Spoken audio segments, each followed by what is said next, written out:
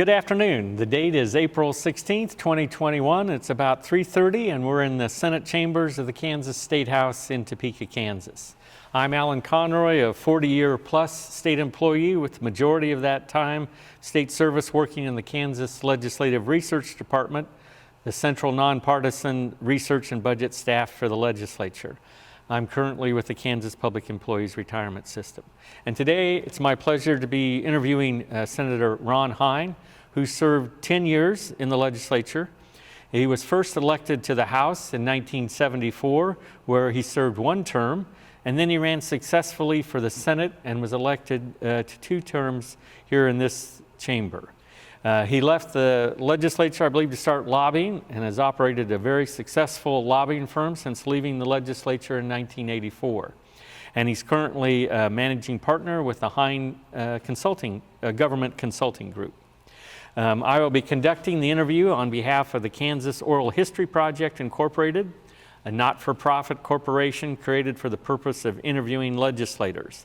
The interviews will be made accessible to researchers and educators, and the interviews are funded in part by a grant from the Humanities Kansas. The audio and video equipment is being operated by the former House Speaker Pro Tem David Heineman. So, Senator Hein is from Topeka. He's an attorney by training and is as a registered lobbyist, having run a successful lobbying firm for over 30 years. I believe. And so our discussion this afternoon, I'd like to discuss first your legislative service and then your experiences and perspectives on the legislative process from that perspective, and then we'll talk about your lobbying career. Okay. So first elected to the Kansas House in 1974, and then elected to the Senate in 1976 and 1980. So your direct legislative experience was 10 years, and all representing, I think your district was always in Shawnee County. And I think in the House it was District 52. And so part of Topeka, I don't think you had any rural areas, did you, or townships? Yeah, we had some townships outside the city. Yeah. So in the legislature then in 1975, you served on Judiciary and Public Health and Welfare, and then in 1976, Judiciary, Public Health and Welfare, and then Transportation. Then you decided, and we'll talk about the change, but then you ran for the Senate in District 20, again also here in Shawnee County, and over those next 8 years, quite a number of committees, but Fed and State Affairs, Judiciary, Governmental Organization, Transportation and Utilities, Special Claims, it's a joint committee, and you were chair of that, Administrative Rules, and I think you were also chair of that at one point. So certainly lots of experience through those various committees. I think you were on Ways and Means starting in '81, and you, chaired the Elections Committee as well. So quite a cross-section of legislative committees, touched on a lot of different areas. So maybe we'll just start out a little bit with your background. Before you got to the legislature and kind of that life before entering this building. I believe you were a native Kansan, is that correct? Yes. And you were born in? Seneca, Kansas. Seneca, that's what I thought, yeah. And then so in 1967, you went to Washburn, got a BA in political science, and then Washburn Law School, and got your law degree in 1974. But you got to do a semester, at least one semester abroad in England, yes. Which must have been a great experience. So maybe just in terms of your family, your background, did you come from a sort of a political active family, your parents or grandparents or uncles or anything like that?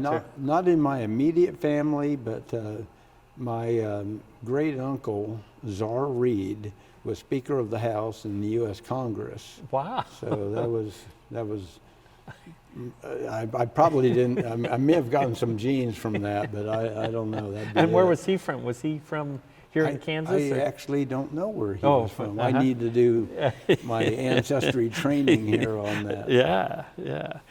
So as you were either in high school or college, any mentors in terms of public service or legislative service that sort of encourage, maybe one way, directly or indirectly, would have encouraged your interest in public service? Well, I ran for offices in high school and ran for senior class president and lost that race. I was going to say, were you successful? No, I really did pretty poorly up until I ran for the legislature. I lost everything I ran for in the educational system, but I was always involved. In college, I served on the student senate or student council, and then I one of my mentors was in many ways John Peterson, who's also a lobbyist now and served in the House 1970 through 74, I think ran for Congress in 74, and I had worked on a couple of his campaigns prior to my running in 1974, and so certainly worked a lot with him and learned a lot about politics and learned a lot about electioneering from John. I bet, yeah, a good source. Any national kind of figures or people maybe at the state level or national level, just in terms of, I guess, who you admired, or maybe somebody that you might, wanted to kind of follow, I guess? Well, I don't know if there was anybody I necessarily wanted to emulate or anything like that, but I stayed up on current events. I watched what was going on politically, and I'm sure I always had my opinion. I had a pledge son. I used to do a lot of kind of debating about political issues, and I had a pledge son who used to say, Ron, you argue about everything, and of course my response was, I do not, so I'd get involved in debates on political issues and things like that, starting at an early age. Yeah. So then in 1974, you decided to run for the Kansas legislature, and that was your first, I guess, sort of publicly elected position then, so you didn't do school board or city council or anything like that? That was it. Jumping right in to the legislature.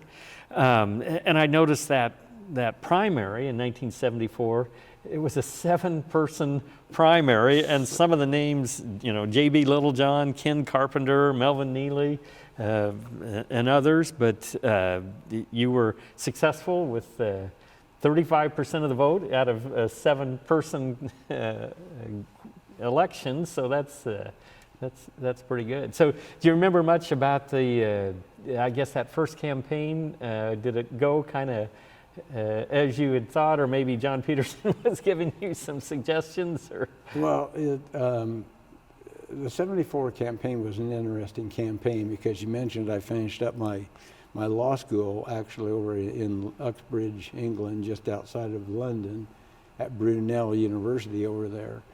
And so I finished up there about June 15th. I came back to the States and had to take the bar exam like July 30th and 31st.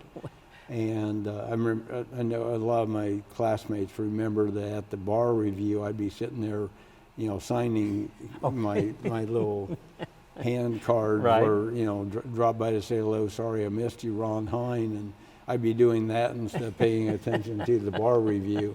So I had the bar exam then, or I had the bar exam then, and then I had the election was like whatever, August 3rd or whatever the first Tuesday in August was. So it was kind of a lot of material crammed into a short period of time. They were trying to do an election, pass the bar, and do the whole thing in about kind of 6 weeks. But yeah, the election went like I wanted it to, and a lot of door-to-door? A lot of door-to-door. And to meet some of your friends you didn't even know. And that's part of what I learned from John, and had the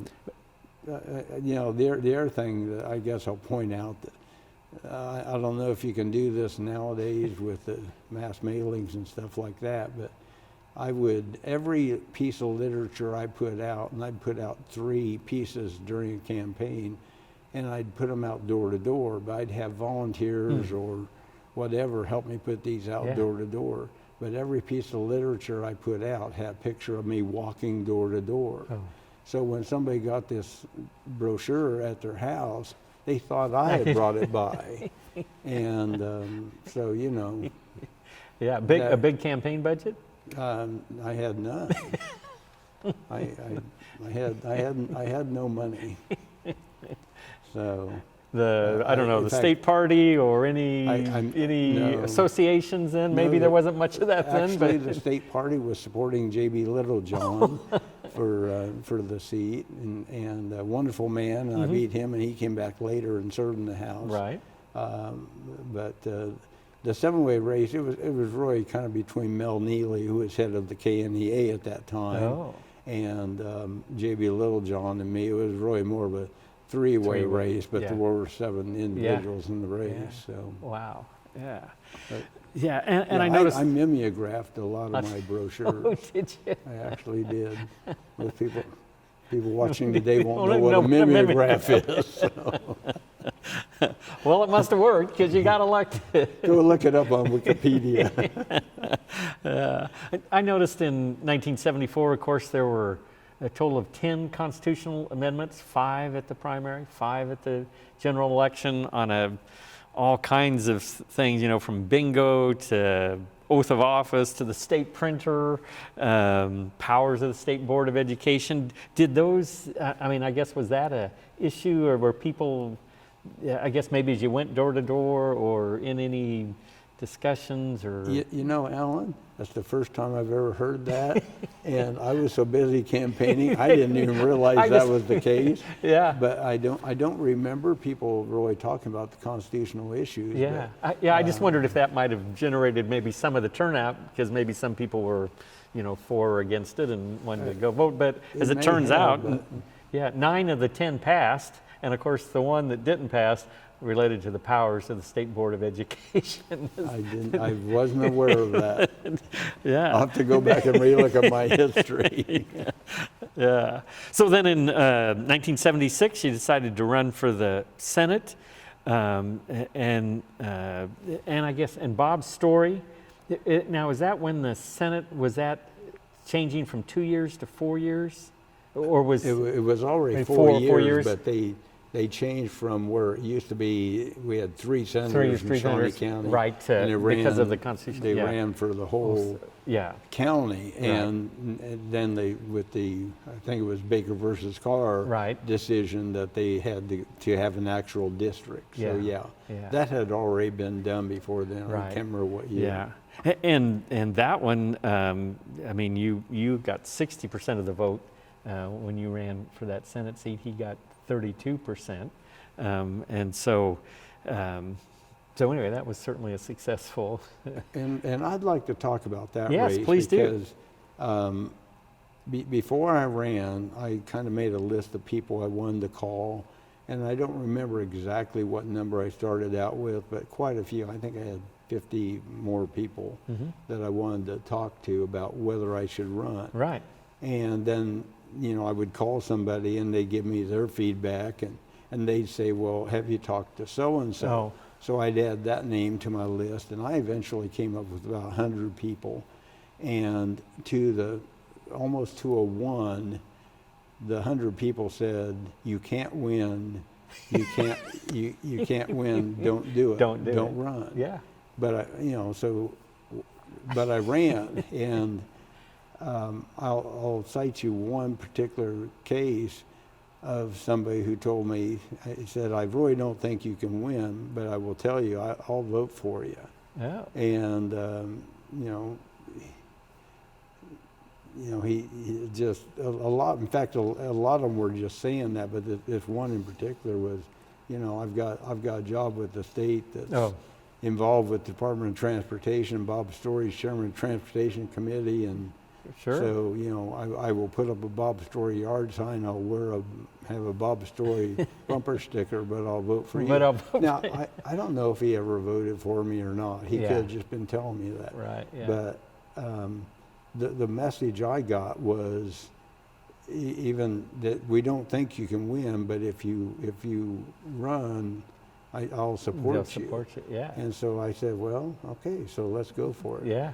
And so the entire election, people were telling me, you know, you're not going to be able to Not win. gonna win, And then when yeah. I beat him 2-1, Right. I mean, it just like shocked the whole Yeah, yeah. community. But Any, again, campaign or budget there? Now it's a senatorial district rather than a House district, and I think my budget was $5,000.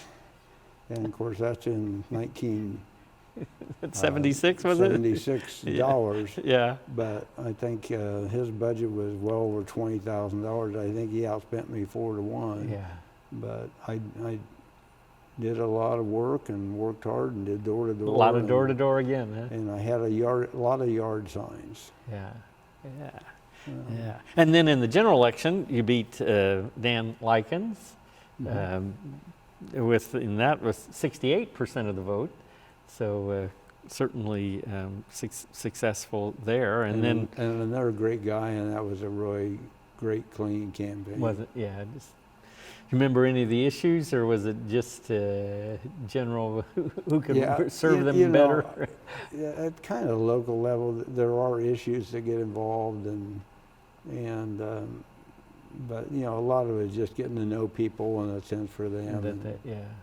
You know, when you go up to a door and somebody says, you know, I've never had anybody come by my door before, they don't care whether you're a Democrat or Republican, you know, that Yeah. you probably can get their support Yeah. because you bothered to come by. Right. So. Yeah. So certainly that effort to go door to door paid off. It paid off.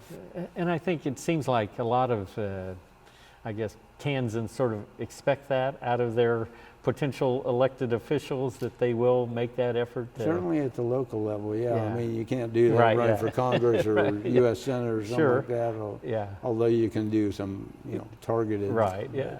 But yeah, Yeah. And then in 1980, another primary, I think Charles Sloop was his name, and you won with 70% of the vote. And then in the general election, Don Hoffman, and you won with 65% of the vote. So certainly a theme here of 60 to 70% of the vote. So certainly you're turning out your supporters, I guess, at the election. So that's very, very good. you So, know, I'd add one other thing. You know, when I ran, I just said, you know, I'm going to be honest with you. And I'm going to tell you, I'm not necessarily going to tell you what you want to hear. I'll tell you what you need to hear, and I'll tell you the truth. And I think that went over with people. And I still remember one phone call in particular. A guy called up and said, I want to know where you stand on abortion. And as any legislator knows, that's not an easy issue to respond to on a one-on-one on a phone call. Yeah. And so I told him where I stood, and he said, you know, I couldn't disagree with you more. And so I figured, you know, I lost this vote. Yeah. He said, but you know what? I called the other two guys. This was in the primary in '74 to the two other front runners he'd called. And they both hem-hawed around. They kind of wanted to know where I was before they were going to tell me where they were. And he said, but you just came out and told me. You just responded my question.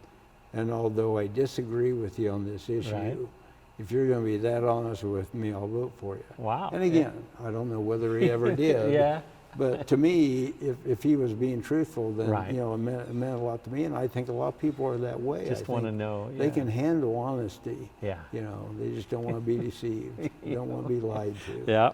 Yeah. So you got elected to the House. Do you remember the first time you went to the well of the House to speak in that chamber as a member? Is that? I don't necessarily remember the first time. They didn't haze you, or as they do sometimes these days. I don't remember that. Must but not have been too bad. It sure could have happened. Yeah. I do remember a time I went down to the House floor and suggested, present an amendment that in order to get your expense allowance, where they pay you a monthly stipend, that you had to submit receipts for your expenses. And it got overwhelmingly defeated on a voice vote. So, yeah, I can remember the no's were just resounding to my amendment. They didn't want that amendment. Yeah. So you came to the House, let's see, Pete McGill was Speaker, is that right, in 75? Yep. Jim Magg was Speaker Pro Tem. Yep. Richard Rogers was Senate President, and of course Bob Bennett was Governor. Yes. And then in 76, Pete McGill was still Speaker, and Ross Doyen became President of the Senate.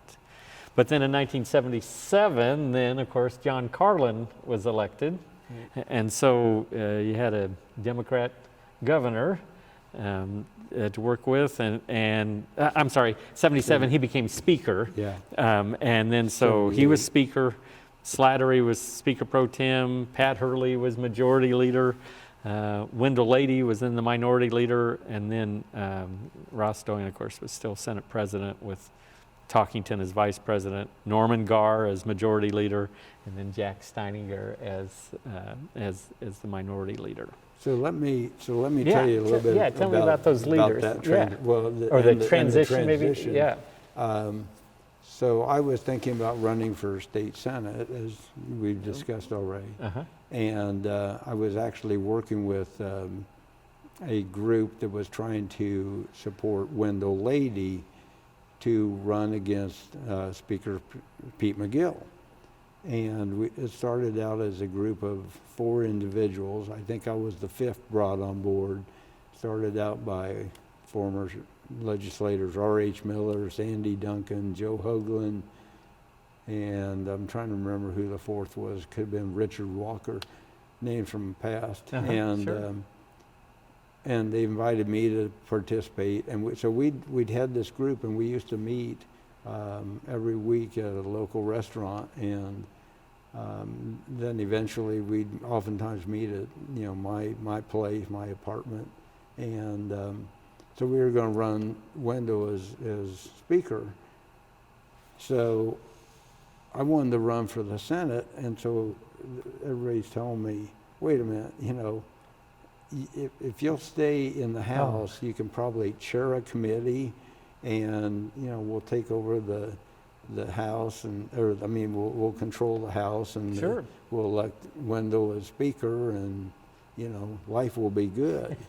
But I decided I was going to run for the Senate.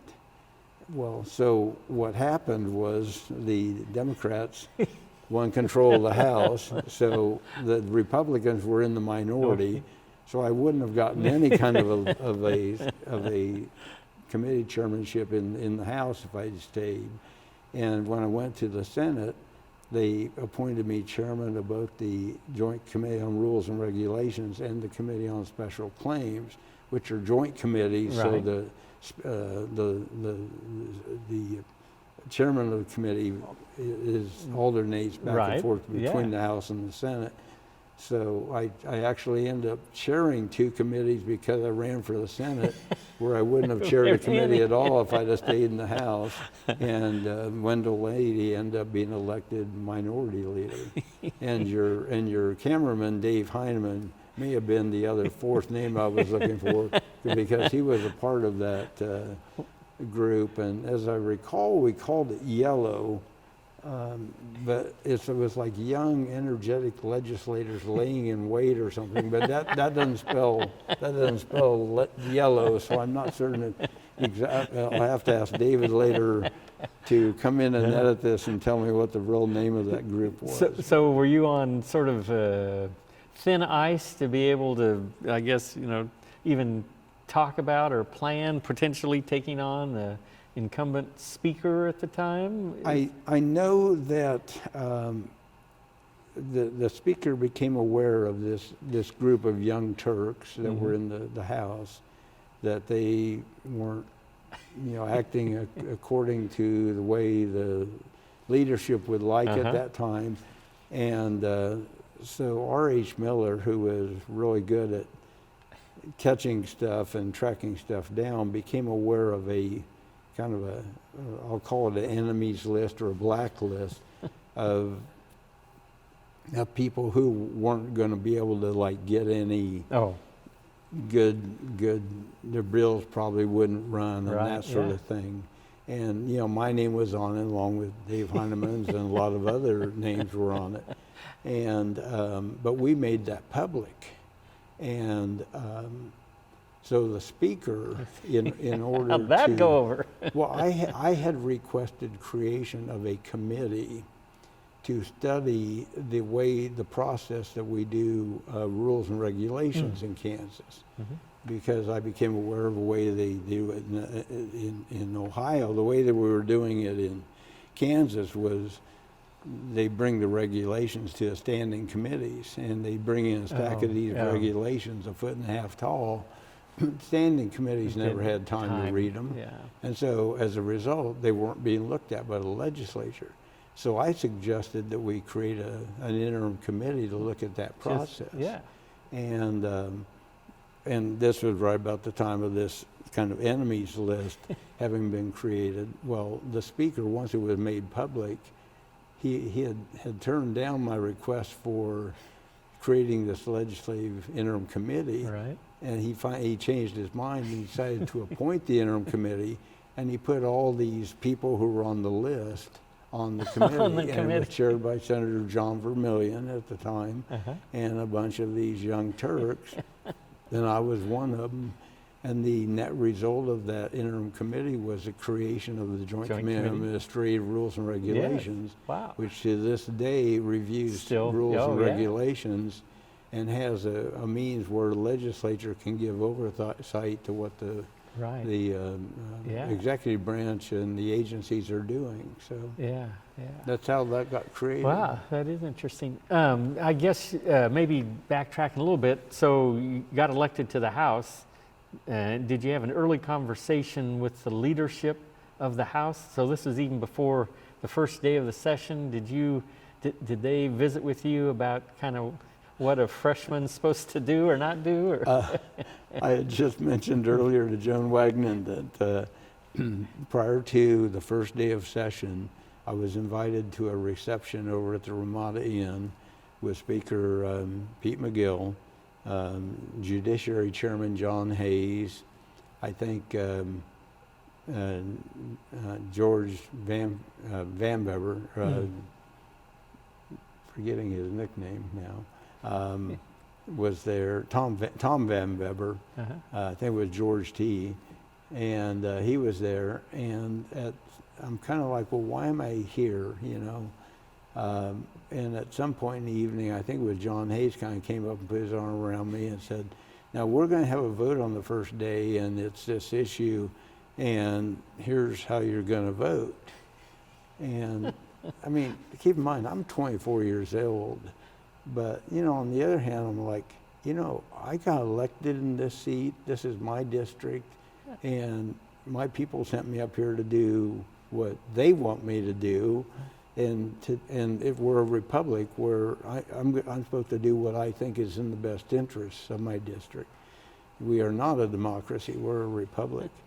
But definitely it's like, no, you're not going to tell me what I'm going to do. And so my response to him was something to the effect of, well, I'll think about that. And it was kind of like, no, this is the way you're going to vote. And my response was kind of like, no, I'll make up my own mind on what I'm going to do. I think that's when I probably began to earn my way onto this enemies list with the speaker. And it was probably some of that attitude that got me invited to participate in Yellow with the R.H. Millers and the Joe Hoaglands and the other young Turks that day. So 24, were you the youngest then at that time in the legislature? I was not the youngest. At that time, I certainly was Probably in the top 5 of the youngest. Yeah. I remember Tom Van Sickle. I think he ran for, got in the Sentinel, and he was like 21 or something like that. That's a name that, once again, a lot of people aren't going to know. But yeah, since then, I mean, we've had, 19-year-olds run, and so I don't know where I fall in. If there was a list of people, their ages at the time that they first were brought into the legislature, I might be probably in the top 15 or 20, but I wouldn't be near the top like I was then. Yeah. When I came in, probably the average age was probably late 60s or 70s. I don't know, but I was the exception. Yeah, I bet. Yeah. So you mentioned about your relationship with Pete McGill. So then, when you did transition over here to the Senate, the relationship then with leadership here in this chamber? So I will tell you about my first day in the Kansas Senate. Okay. And I'll first start by saying the majority of the Republicans was 21 to 19. There were 21 Republican senators, 19 Democrats. First day is the rules. And Jim Slattery was a fraternity brother of mine and a very good friend, Democrat. Right. And Pete McGill had always kind of kept Jim Slattery off of major committees over in the House because he knew how strong and competent he was. And I always felt like that was wrong. I felt that was detrimental to the process. Right. So I had actually put in my campaign literature that I thought the minority party leadership ought to be able to appoint their own committee members, their own committee members, so that they're putting their best people forward, and the result's going to be the best legislation. And that was just something I believed in. Right. So Senator Jack Steiniger was minority leader. He moved to amend the rules to allow the minority party to appoint their own members to committees. Oh my. And so the motion was made and the vote was put, and it was close on the oral vote, so they called for a division. And I stood up along with 19 Democrats. I stood up, and it failed on a 20-20 tie. Wow. And to pass, and because I voted my conscience. Sure. I didn't vote what the Republican Party wanted me to vote, was that we keep control of the committees. And then shortly thereafter, they came around and asked if I wanted to contribute $10 to the coffee fund. I've never drunk coffee in my life, so I just kind of casually said, no thanks, I don't drink coffee. And the doorman was very nice about it. He just said, well, thank you, and walked off. So probably within an hour or two, the Senate President, Ross Doyen, who at the time I was 6 feet tall, and I think Ross was maybe 6'2" or 6'3". He was taller than me, maybe 6'1". And he kind of marches out of his leadership office over here, walks me back to the back of the chambers here, and he's got me up against the wall like a DI with a recruit. And he says, Hein, you've already voted against your party on the rules with the very first day you're here, and then you won't contribute to our fund that we use for things like, the coffee fund. We use this for, like, if the secretary gets sick and we want to send her flowers or something like that, you won't contribute to that. And I said, well, wait a minute. I said, I didn't know it was for, like, flowers for the secretary or something. I mean, they want $10. Here's my 10 bucks. I just thought it was a coffee fund, and I just don't drink coffee. But he was just ripping me up and down. He was just, and his veins were just coming in. And that was welcome to the Senate. That was my first day in the state Senate. And but I'll tell you, Ross Doyen and I became very, very close friends after that initial meeting. You didn't see his veins again, did you, on any issue? No, we worked really well together later. And I mean, I think in many ways he respected my willingness to kind of stand up and be my own person, but we became close friends, and when he passed away a few years ago, it was really a sad event in my life. Yeah, yeah, wow. I noticed in 1975 then, so you're back in the House, one of the first bills that you sponsored had to do with something about the operation of motor vehicles, and it didn't become law, but that was your first bill that you had your name on, that you sponsored. I noticed in '76 you co-sponsored a bill with Joe Hoagland and Rex Kroll and Sandy Duncan, Bob Fry on meetings of public bodies and their agendas and minutes, and that one did become law. And then kind of doing a little bit of the background on this, I noticed during your 10 years in legislature, your name was on 142 pieces of legislation or resolutions. So, you know, just some of them, you know, the Kansas Higher Ed Student Loan Act, classifying the crime of unlawful sale of a child, mending the probate code, creating the office of district attorney in each judicial district, the Capitol Plaza Authority and certain zoning changes for the Plaza Authority, of course, here around the Capitol building, the Uniform Product Liability Act, public libraries in certain cities authorizing increases in tax levies, which I assume was for the Topeka Library probably,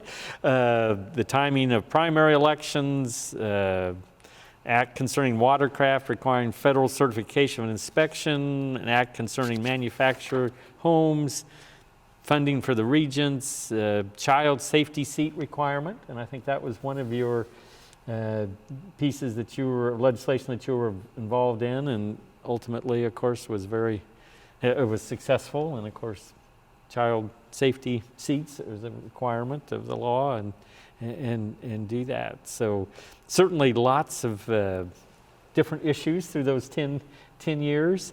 Any that maybe kind of stand out for you in terms of any of those topics, or any topic really? But I've got two that stand out. Okay.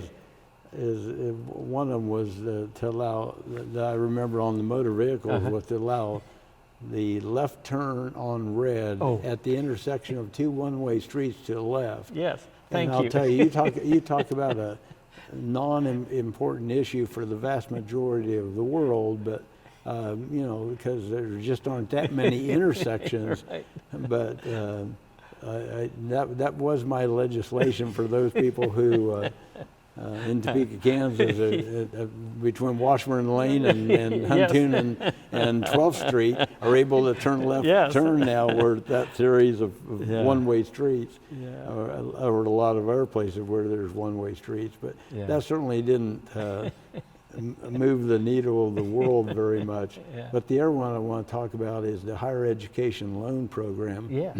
Students were having a hard time getting student loans back in those days. And so I worked with Jim Magg on developing a bill to provide for a fund to be available for student loans only if you could not get financing from a private institution. And this is well before a lot of the federal programs that are in existence today. And so we thought this was a great idea. And as I recall, it passed the House overwhelmingly. Went over to the Senate, was assigned, actually it was doubly referred by Ross Doyen to the Education Committee and the Ways and Means Committee. And of course, a lot of people, unless around the legislature, don't realize that double referral kind of means like, well, this is the kiss of death. That's the way leadership ensures that a bill does not get passed. Yeah. And so it was referred, the Education Committee kicked it out almost unanimously. And we had the votes in the Ways and Means Committee, but the chairman, who was then Senator Winter, simply would not bring the bill up. And Senator Billy McCrae from Wichita kept trying to make motions, and the chairman wouldn't even recognize him on passing the bill out of committee. So eventually, he did recognize Billy. This was near the end of getting later in the legislative session. He recognized Senator McCrae, and they approved the committee report. They approved the bill unanimously in Senate Ways and Means Committee. Wow. And from there, the chairman of the committee has to sign the committee report and turn it into the staff so that it gets reported out on the floor of the House. Right. Senator Winter never signed the committee report. And so, and what was interesting, he had a number of college students who were writing him, and he would write back and said, yes, that went through my committee, and our committee unanimously approved the bill. He just never told them, I didn't sign the committee report, so I killed your bill. And that's when I found out about how a chairman of a committee actually does have a veto power over any legislation that is passed. Now, that rarely occurs that you don't sign a committee report. Right. But I learned the power of a chairman to do that at that time.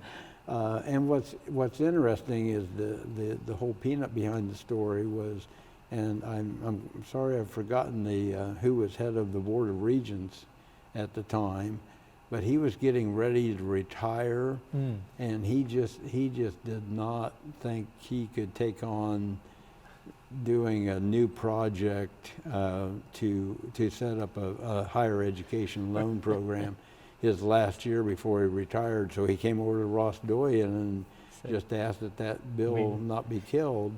And so the next year he retired, and then the subsequent year that bill passed the legislature virtually unanimously. Just flew through. But so I learned a lot about the process and how it works that year, what leadership can do and what a committee chairman can do on getting a bill passed. Yeah. So Wow. Welcome to the legislature. A unique process for sure. Unique process. Institution too. So it's not like you read in the civics books where you introduce in the House and they vote and it goes to committee and then goes to the floor. It's not like that, folks.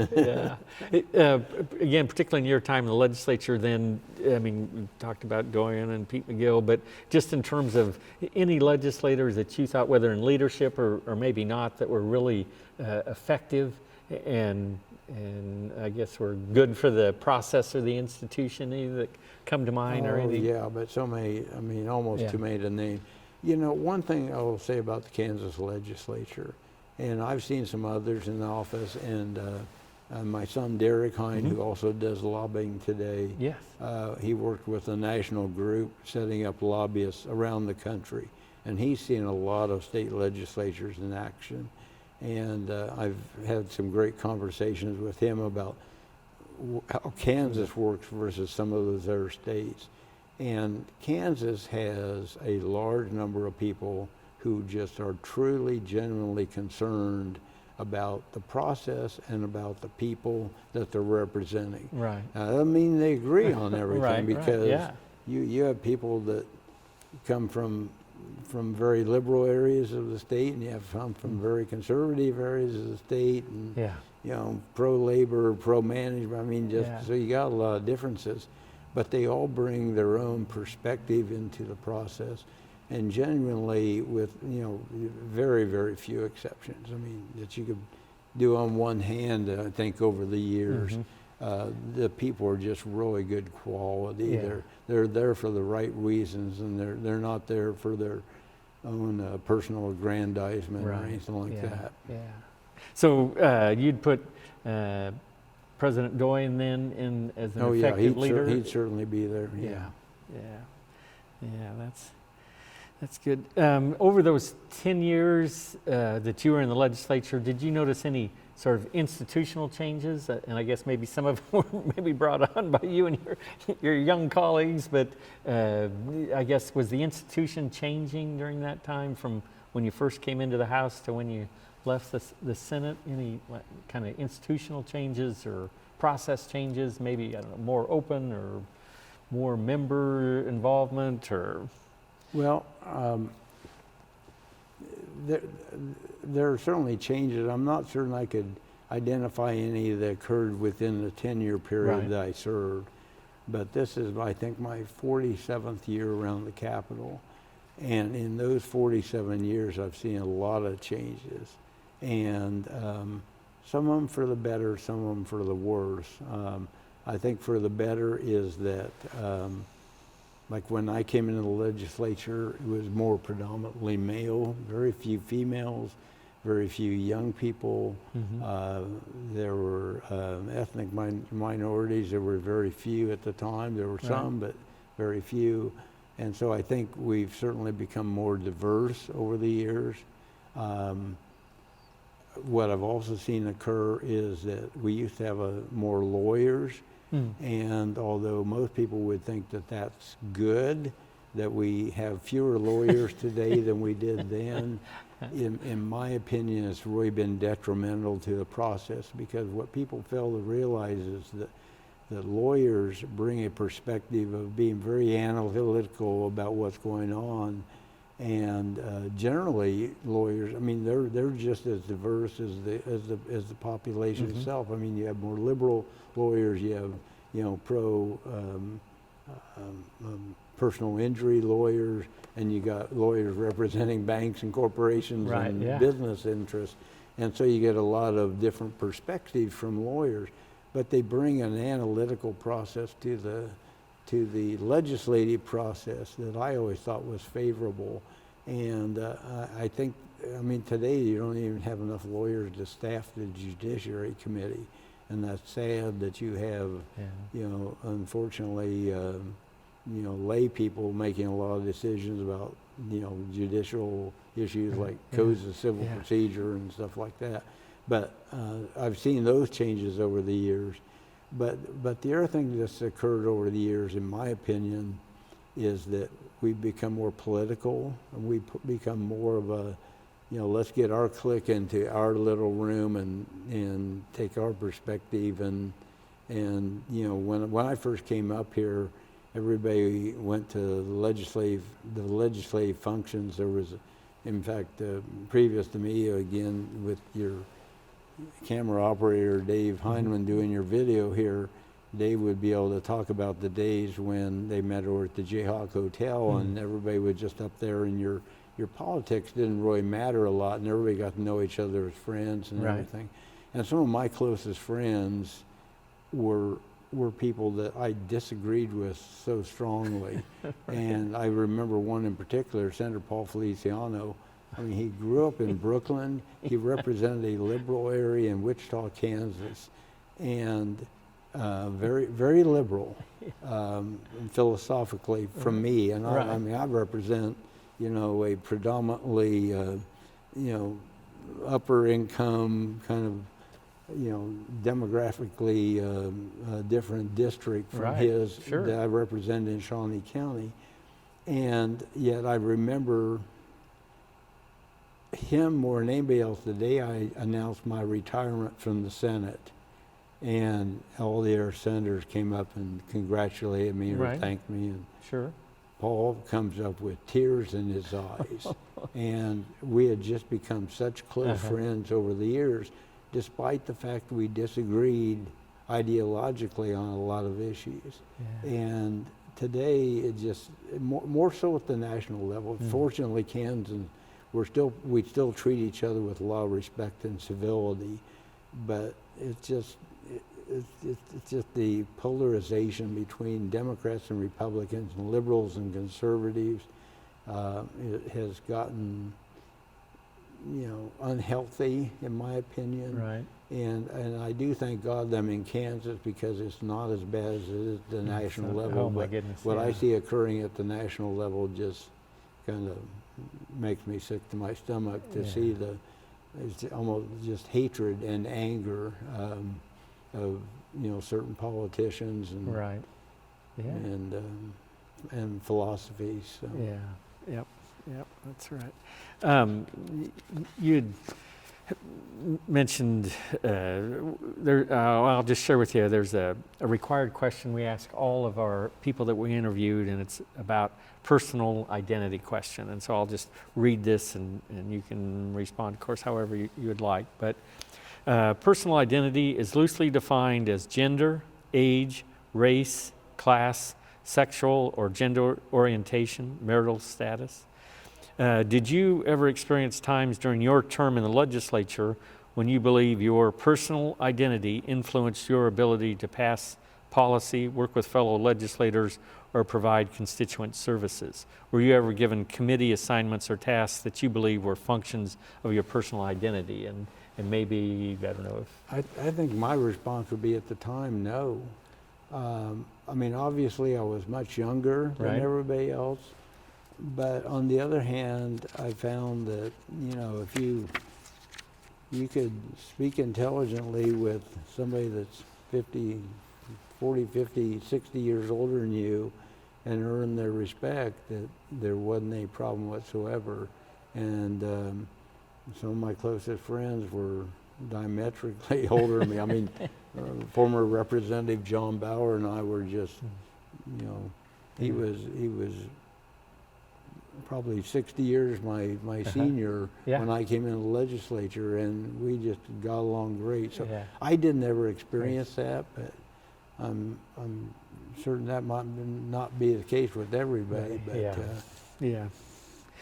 Your decision then to switch gears and become a lobbyist, I mean, was that a difficult transition, or how did that happen that you were, I assume clearly you'd been elected twice in the Senate, you probably could have stayed for longer if you wanted to, you know, in an elected office, but how did that transition take place, and was it a difficult one maybe? Well, I found that being in the legislature, and as anybody around the legislature knows, it doesn't pay well. As I recall, the salary for legislators has not increased since I got elected to the legislature in 1974. So I think the per diem expenses has increased, but I don't think there's been any increase since then. So what is that, almost 50 years? And there's been no increase, and nobody wants to vote for one because they think it'd be their political suicide. And so that's kind of a bad aspect.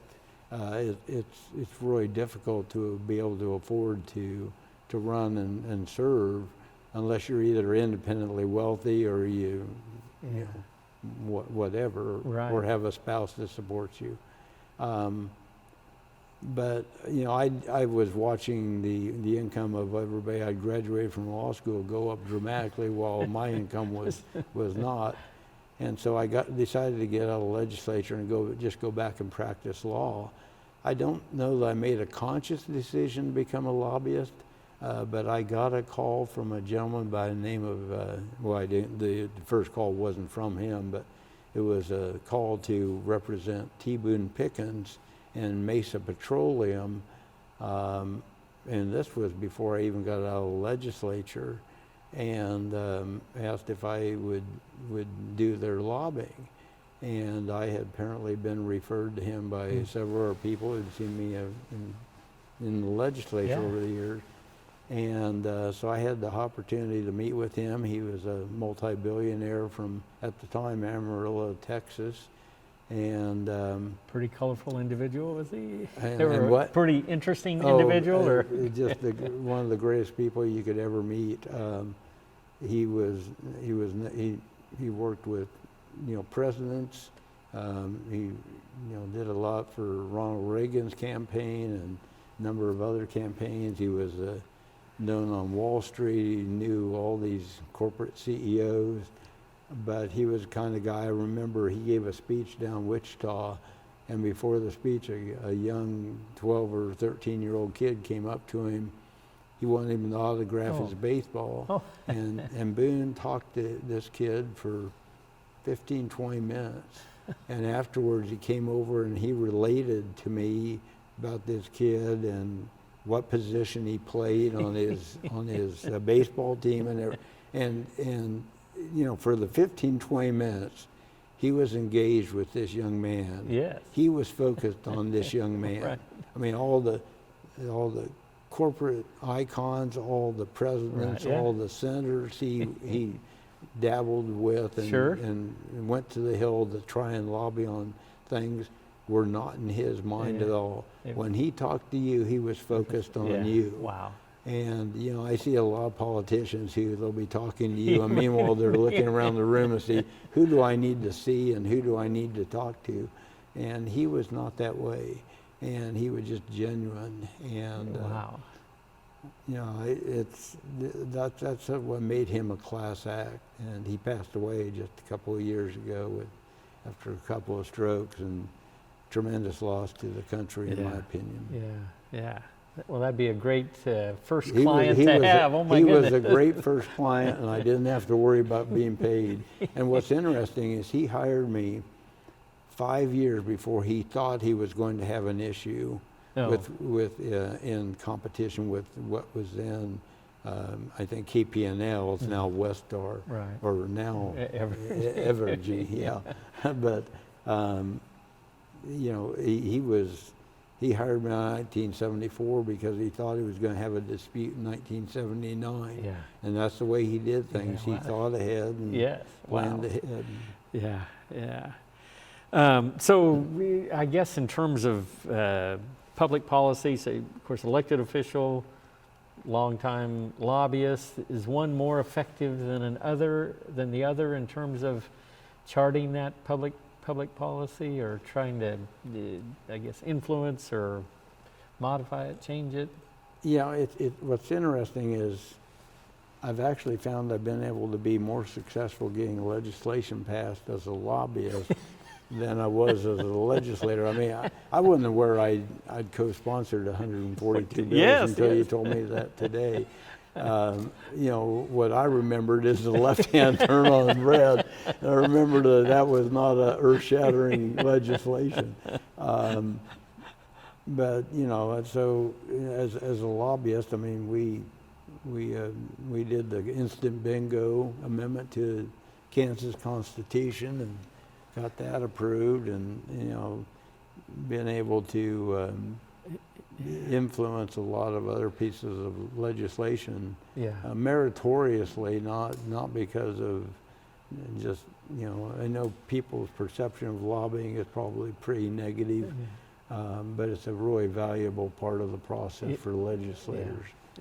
Yeah. I noticed your mission statement on your website, upholding a high reputation of integrity, honesty, and professionalism. And clearly, I think in this building, having that as your mission statement, clearly legislators these days, I think, probably know which lobbying firms might, be comfortable with that statement, and some that may not. And clearly, your firm is certainly one of those that has that. Well, I've tried to me, that's a life mission, is to be candid with people, be honest. Yeah, and just looking down your client list, of course, some big names, but long-term relationships. I mean, is it RAI Services or RJ Reynolds? I mean, since 1988, the Kansas Beverage Association, 1991, Hospital Corporation of America, 1994, and then, of course, certainly, your pro bono work with the National Kidney Foundation of Kansas and Western Missouri, just as an example. So I guess to me, that's right, that standing of integrity. These big firms, if you don't have that, those attributes, then probably they're going to be looking for another lobbyist. I think that's correct. Yeah, it certainly reflects, I think, well on you and your. And that's one thing I hope the people, for the millions of people that are going to watch this interview, I hope they learn that the way the process should work is the lobbyists ought to be, telling the legislators what they need to know. My theory is always that you don't want a legislator repeating something on the floor. If they're getting information from you, you got to be able to establish that's a fact, and that you're correct, and there's a source for that information. And I don't think that's the perception of lobbyists. in the public, but it's too bad. That's Yeah. the way it ought to be done. Yeah. So as you look back over your years of lobbying, those 30 plus years, do you think as a profession it's changed since when you first started with T. Boone's Pickens to where you are now as a profession? Has it sort of You know, changed? Or? I'm not. It probably has. I mean, there's more of them, I think, coming along all the time, which is fine. But I don't know that's changed much. And I remember Mary Turkington, who used to represent the Right. Kansas Motor Carriers Association, who lobbied for years, and even people like Charlie Houston, as I recall, who was called Tobacco Charlie, who used to represent the Tobacco Institute back when there was one. You know, they did the same things back in the 60s and 50s and Right. 60s and 70s that we're doing today. And again, it's, to me, I think the legislators know which of the lobbyists that are giving them the information Right.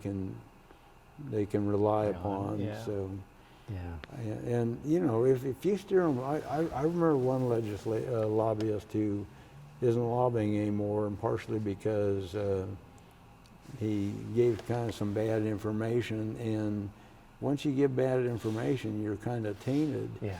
I mean, nobody, you know, once you lose that trust, then because nobody wants to be caught as a legislator giving Right. bad information. So, Yeah. What about the handling of campaign contributions by associations or corporations maybe? Has that process changed, or I don't know if you, how does that work these days compared to the way it may have when you first started out? you know, I was actually involved in some of that process because I chaired the elections committee Yes.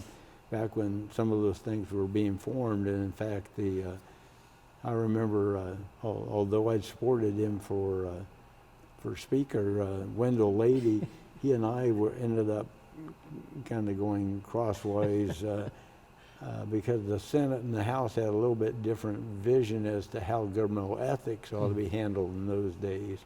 And the Senate thought that the Governmental Ethics Commission ought to be more of a watchdog agency where, you know, you list the information and they review it. And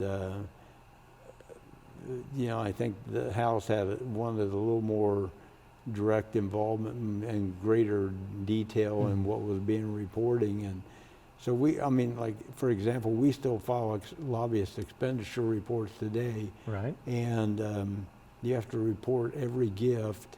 And we share, you know, we sometimes give gifts that are spread throughout all of our clients. And we end up reporting that we gave 17 cents to an individual legislator, and we have to list that on a form that nobody's going to read. If they did read it, they're going to sit there and say, you know, what do I know now that I didn't know before?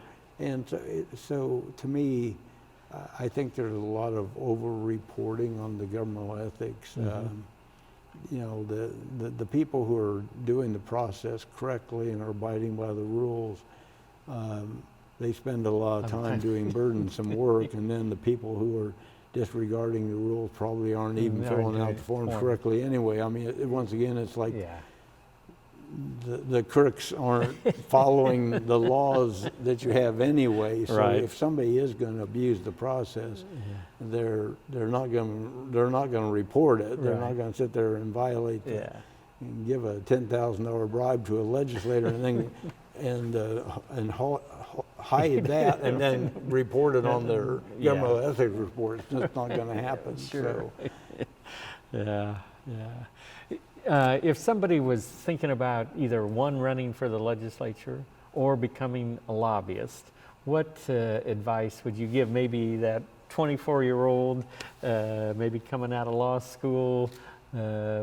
What advice would you give them if they would come to you and say, is there value, or what should I think about if I want to be in the legislature, or if I want to be a lobbyist?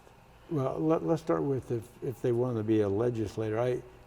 I would encourage that. I mean, but my advice to them would be, know why it is you're running, and if you're going to do it, realize the responsibilities that you're taking on, and don't do it frivolously, and to in order to win, then go and learn from some of the people who have run before about how to run a campaign and how to do it correctly. As far as getting into lobbying, it's not easy to break into lobbying. I've had a number of people and when they come in, we'll meet with them all the time. I've met probably with 30 people over the years who want to be lobbyists. And I say, start out by maybe working with an association where you can work your way up, or to work in the, take a job with leadership staff of the legislature. But, people have oftentimes a misconception of what it is to be a lobbyist. They'll sit there and say, I got a PR major. I can go out drinking with people and buy meals and stuff. I'm very, very amiable and whatever. And it's like, well, that's not enough. It's more knowing your issues and knowing your client, and requires a lot of grunt work of getting the facts and being able to make meritorious arguments to the legislators. So.